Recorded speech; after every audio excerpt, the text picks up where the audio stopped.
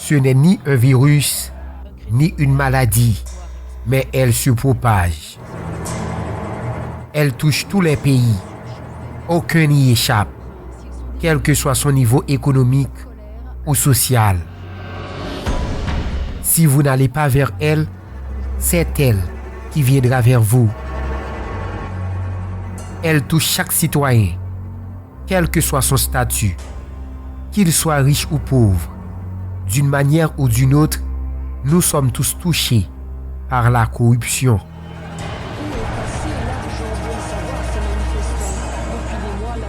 La corruption est une anomalie, un handicap pour le développement. Ce fléau entraîne des conséquences désastreuses pour l'humanité. Mais ici en Haïti, c'est toute une nation qui l'a réduit à néant.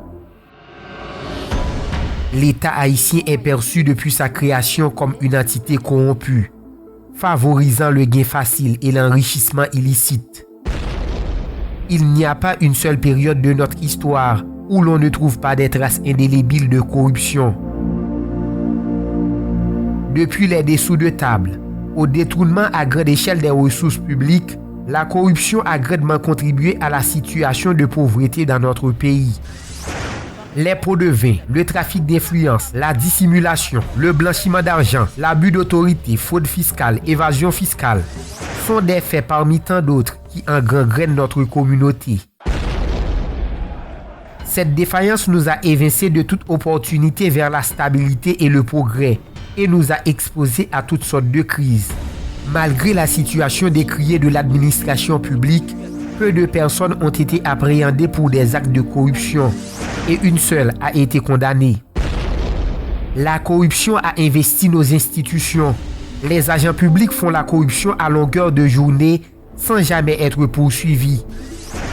Les scandales répétés de corruption, notamment les affaires de Petro-Caribé, de Dermalog, de BMPAD, des kits scolaires, de non-certification des magistrats et les taxes prélevées sur les appels et les transferts de la diaspora n'ont pas été élucidés. Des rapports classés sans suite, combattre la corruption en Haïti devient un mythe. La corruption est tout ce qu'on fait en violation de la loi. L'État, régulateur garant du bon fonctionnement des institutions, semble ne pas savoir comment y faire face. Des autorités agissent au mépris de nos lois. Notre mode de fonctionnement est une escapade à toute éventualité de combattre la corruption. Ce fléau enraciné que nous cherchons à contenir, nous avons grandement participé à son extension, car n'avons jamais cru à la conception des lois et à leur application. Comment pouvons-nous espérer voir de changements significatifs avec tant de camouflage, de violations constantes de nos lois qui ne nous départagent pas des corrompus? Nous devenons plus criminels que ceux nous critiquons.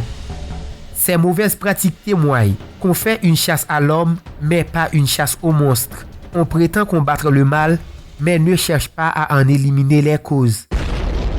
Ils volent bien trop souvent, et ils volent trop à chaque fois. Avertir une autorité de quelque chose qui se passe sous ses yeux est absurde. Ce n'est pas parce que les corrupteurs sont très doués pour ne pas se faire prendre, mais c'est parce que les lois ne sont pas appliquées. Pas de reddition de comptes, l'impunité règne en maître. Comme disait le défunt bâtonnier Maître Dorval, le pays n'est ni dirigé ni administré. L'État a des moyens légaux pour combattre la corruption. Haïti a tout un arsenal juridique rempli pour lutter contre ce phénomène.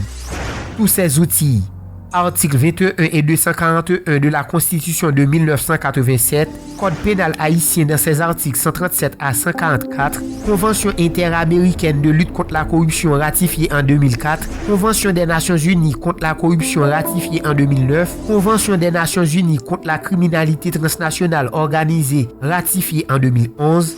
De notre côté, des organes de contrôle, Cour supérieure des comptes et du contentieux administratif, ULCC, UCREF, CSPJ, sont là pour y prêter main forte.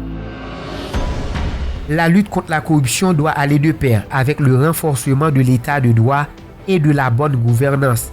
Combattre ce fléau nécessite la coopération de toutes les institutions et de toutes les couches de la population pour participer à la promotion d'une culture de transparence, d'intégrité et de responsabilité.